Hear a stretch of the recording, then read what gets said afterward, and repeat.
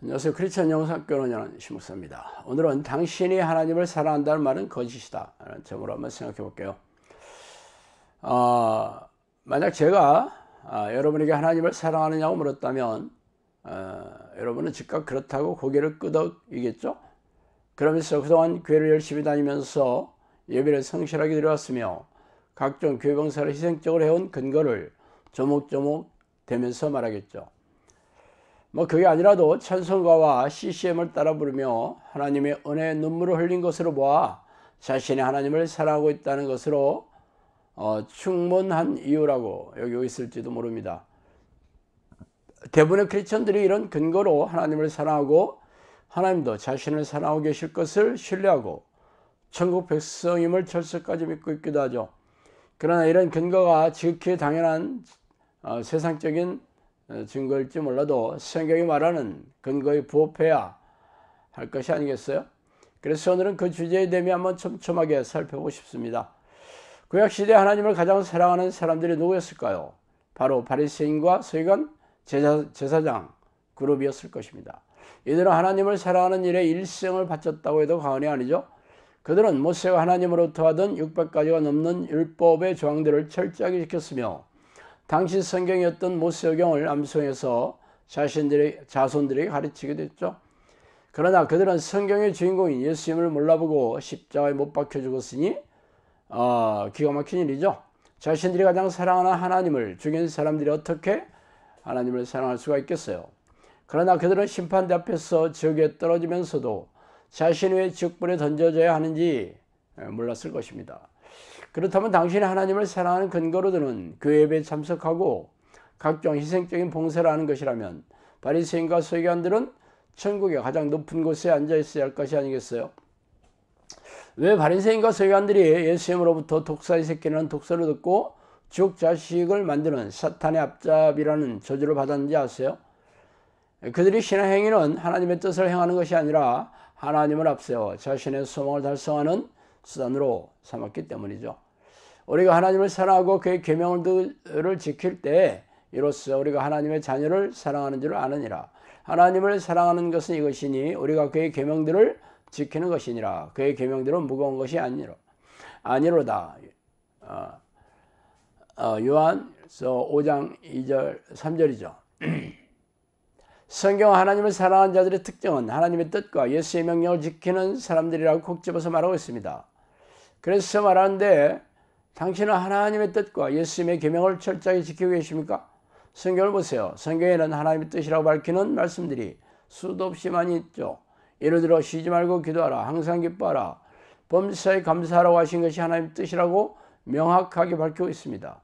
덧붙여 내가 거룩하니 너희도 거룩하라. 하나님 앞에서 온전하라. 내가 자비로운 것 같이 너희도 자비로우라고 명령하고 계십니다. 그래서 당신은 이러한 하나님의 뜻과 예수 그리스도의 계명을 철저하게 순종하며 살고 계셔요. 아마 이런 저희 주장에 어떻게 사람이 그렇게 살 수 있냐고 하면서 나름대로 노력하고 있다는 대답이 용습처럼 튀어나오겠죠. 물론 당신이 전혀 노력하지 않는다는 얘기는 아닙니다. 문제는 성경에서 명령하신 하나님의 뜻과 계명을 지키려고 몸부림치며 애쓰고 있냐는 것이죠. 당신이 노력하는 것이 성경의 하나님의 뜻이 아니라 교회에서 요구하는 종교적인 예배식에 참석하는 것과 교회 조직을 지탱하기 위한 필요한 자원 봉사를 하는 것이죠. 그런 것은 성경의 하나님의 뜻이나 계명이라고 밝힌 적은 없습니다. 물론 그런 종교행위들이 비성경적이라고 말하는 것은 아닙니다. 저는 성경에서 명령하는 하나님의 뜻을 지키려고 몸부림치고 있냐는 것이죠. 하나님의 뜻과 계명을 지키는 일에는 관심조차 없으면서 교회 예배식에 참석하고 희생적인 신앙행위를 하는 것이 무슨 소용이 있겠어요? 그것은 하나님의 명령을 외면하면서 자신이 할 수 있는 것이나 하고 싶어 하는 것만을 하는 것이 아닙니까?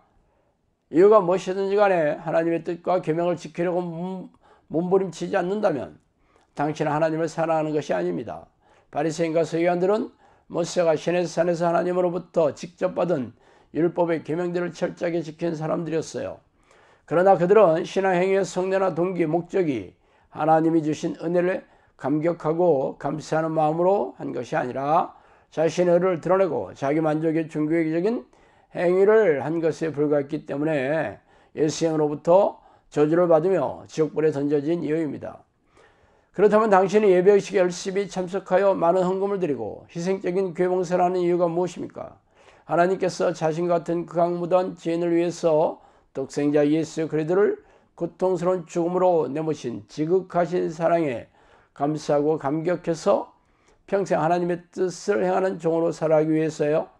아니면 예수를 믿으면 천국에 들어가는 것은 물론이고 예배식에 성실하게 참석하고 희생적인 교회 봉사를 많이 하면 하나님의 축복을 받아 세상에서 잘되고 성공하며 부자가 되는 것을 소망하기 때문이 아닙니까? 진짜 당신이 하나님을 사랑한다면 교회가 아닌 가정이나 직장에서도 하나님의 이름을 부르며 찬양하고 감사하는 그런 기대의 삶을 살고 있어야 하지 않겠어요? 그러나 겉으로 드러나는 종교적인 행위를 하는 것에는 열심이지만 정작 하나님을 만나는 기도와 말씀에 관심조차 없다면 그게 무슨 하나님을 사랑하는 것입니까? 하나님을 속이고 경멸하는 것이 아니고 무엇이겠어요?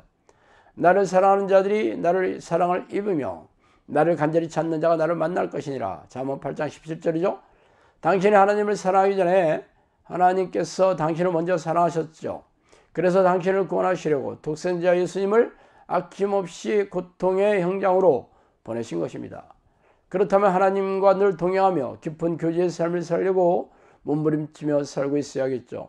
쉬지 말고 기도하라 하는 것은 항상 기뻐하고 범사에 감사하는 것과 더불어 하나님의 뜻임을 콕 집어서 말하고 있죠.